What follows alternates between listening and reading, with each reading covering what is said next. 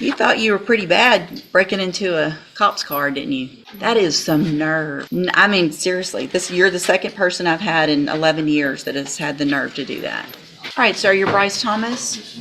And Mr. Thomas was previously in court, entered pleas of guilty in cause number 24, DCCR 0389 to the third-degree felony offense of prohibited weapon.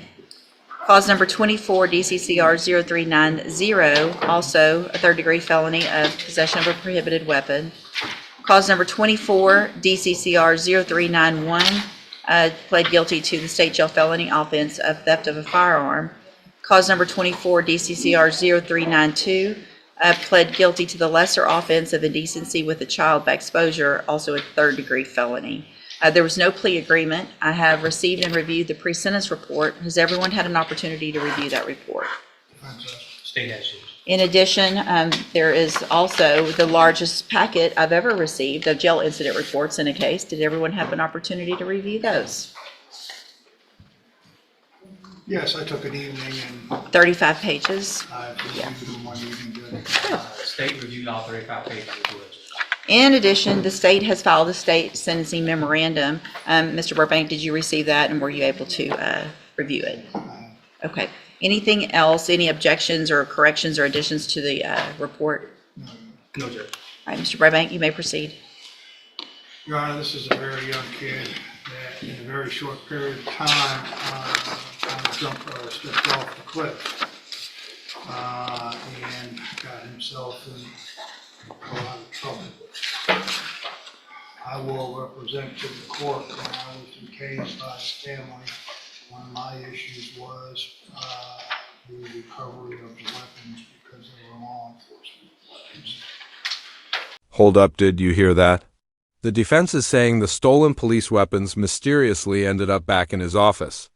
That's either the world's fastest recovery or someone got really nervous about stealing from cops. Either way, this case just got interesting. I will represent to the court that almost immediately, mysteriously, weapons ended up in my office in the front hallway and were returned to the sheriff's department. And I'd like the court to take notice that those weapons are off the street and back into the department. Could you speak up a little bit, please? Oh, back into the department. The would go open because I do not have a recommendation. You can place him on probation for a period of 10 years and see what he does. These are third-degree felonies that you can do. At the very and state jail, Judge, I believe, the theft of the firearm. You could put him in a state jail for a period of time and put him on probation for the other one. I would ask that if you are going to send him to the penitentiary, that maybe in reference to the sexual offense, that you do place him on probation, so that you can have some accountability for him once he got out for a period of time. That would give the court maybe whether or not he's learned his lesson. Now, as you peruse through the 35 pages of incident reports, and I'm not trying to be funny, because I've talked at length with Mr. Thomas about those, and he'd like to address the court on those. It is what it is, and that's not behavior of whether or not he would be able to follow the court's orders if he can't follow what's going on in jail for a period of time in reference to on probation. I would ask that the court would ask Mr. Thomas. Yeah, go ahead. You have something to say? You don't have to say. I could just say was just young, dumb, just being in jail at a young age and not really knowing that. I got write-ups. Yeah, but once you get several write-ups, the whole point of growing up is to learn from your mistakes. Yes, ma'am. Yes. So if you keep getting That's not something you hear every day. Even the jail wants him gone. The judge's tone here, total disbelief. This is where courtroom patience meets raw frustration. What do you think, tough love or just plain fed up? write-ups, then you can't just say I'm young and dumb, so I keep getting write-ups. I don't disagree that you're young and dumb, but this is ridiculous. Like, I mean, I know our jail cannot wait for you to get out. Cannot wait. Mr. Coleman? Yes, Your Honor, I'll be brief since I put everything, I made the state's position clear in our sentencing memorandum.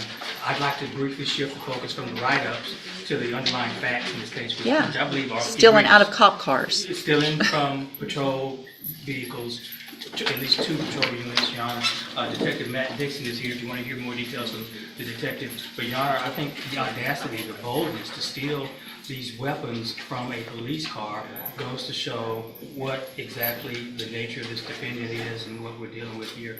And even more than that, Judge, it appears from the underlying facts that the defendant may be implicated in a series of other car burglaries. We've got a Glock switch that converted one of those weapons into a fully automatic weapon. He was conspiring with another juvenile, a 16-year-old, to steal the weapons, which a photograph is attached to my sentencing memorandum if you've seen it. This was nothing less than an arsenal that these kids amassed, Judge.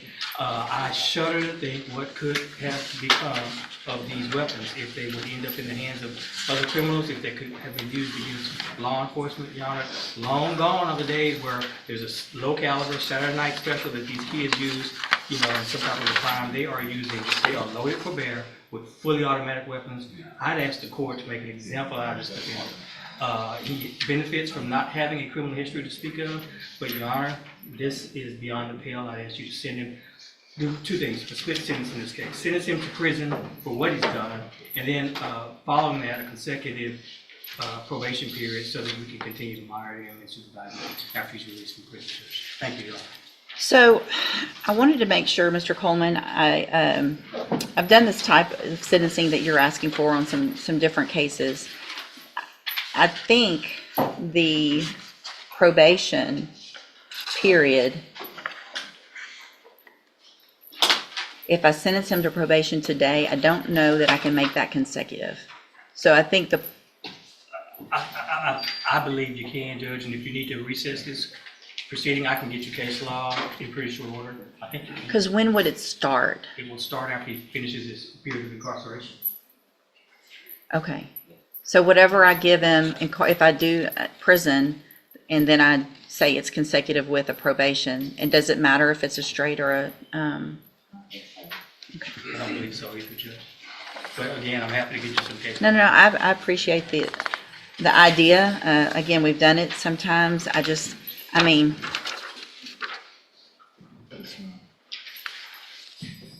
what are y'all doing? What are you doing with all these? In Texas, a judge Not can shooting sacrifice. people. Sir? Not shooting people. Not shooting people yet. What are you shooting? Why would you have these? What are you getting these to shoot at? Just to be tough and say you have guns?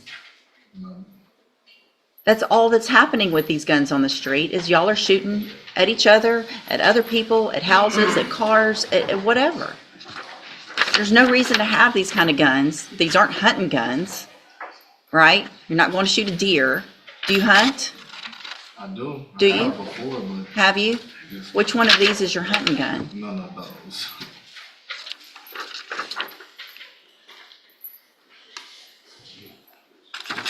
You thought you were pretty bad breaking into a cop's car, didn't you? That is some nerve.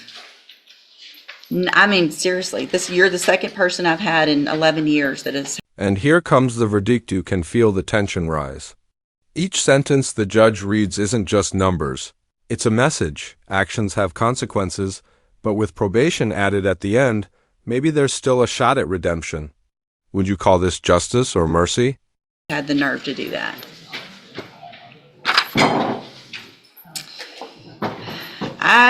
Here's what I'm going to do, because I agree with what Mr. Coleman, I would like, at least in the indecency case, to get treatment and probation on that case so that we know you're not going to go make that type of bad decision again. But I'm not giving you probation on everything. You're going to you want to change your life and do better and not be young and dumb, you're going to have some time to figure that out. So in cause number 24, DCCR 0389, I'm going to find that you entered your plea of guilty freely and voluntarily, find sufficient evidence to find you guilty, and at this time find you guilty of possession of a prohibited weapon. Mr. Coleman actually asked me to sentence you to 5 years. I don't think that's enough. I'm going to sentence you in that case to 7 years in the Institutional Division of the Texas Department of Corrections. You'll receive credit on that sentence for any time you've been in custody. And part of the reason I made it lengthier is because you have been in custody so long, and a 5-year sentence really isn't going to amount to much. Cause number 24, DCCR 0390, also find sufficient evidence to find you guilty, and at this time find you guilty of possession of a prohibited weapon. Sentence you to a term of 7 years in the Institutional Division of the Texas Department of Corrections. You will also receive credit on that sentence for any time that you've been in custody that the law gives you the right to receive. In cause number 24, DCCR 0391, find sufficient evidence to find you guilty, and at this time find you guilty of the state jail felony offense of theft of a firearm.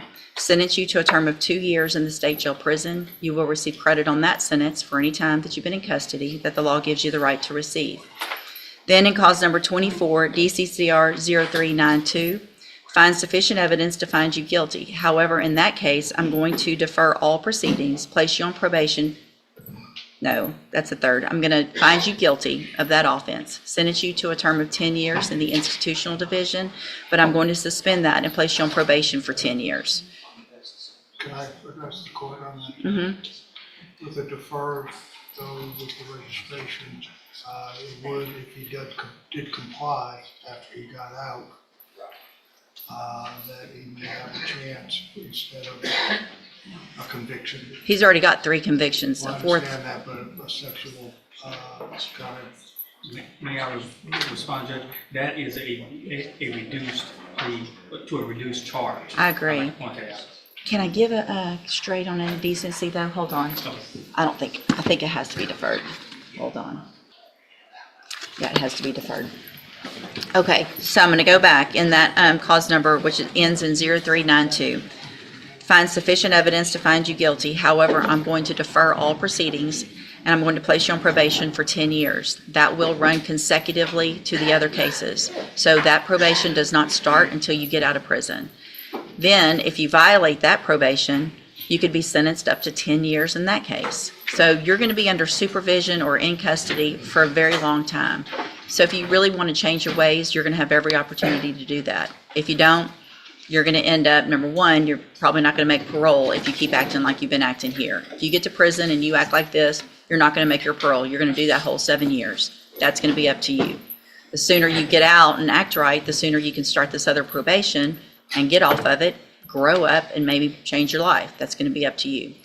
On that deferred, I am going to order a $500 fine that you follow all of the conditions of probation. That's going to include sex offender treatment, going to whatever classes are necessary, staying clean, not getting in any trouble, all of those kinds of things. Do you understand?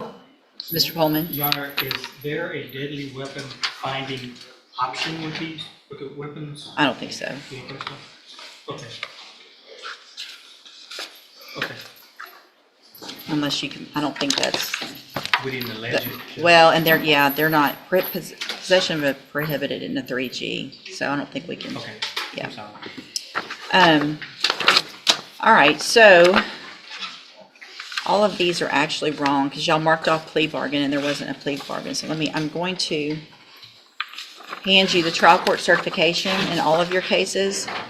This shows that these were not a plea agreement. It was a plea agreement, Judge, because there's a, no. Oh, because of- No, there was an unauthorized use that we agreed would be dismissed. And also the lesser offense in that, so there was consideration taken, so this was an agreement, at least for those reductions. Okay, so you have waived your right to appeal. In these cases, I'm going to hand you those certifications. I'm also handing you a written admonishment regarding your ineligibility to possess a firearm or ammunition.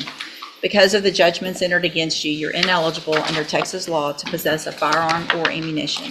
Possession of a firearm or ammunition could lead to charges against you. Firearm is a legal term, and you should read that written admonishment I provide you to see what devices qualify as a firearm. If you have questions about the laws that make you ineligible to possess a firearm or ammunition, or about how long that lasts, you can talk with Mr. Burbank. All right, good luck to you, sir. You can go back with the bailiff. I approach you. Yeah. We have Mr. Jenkins that you're gonna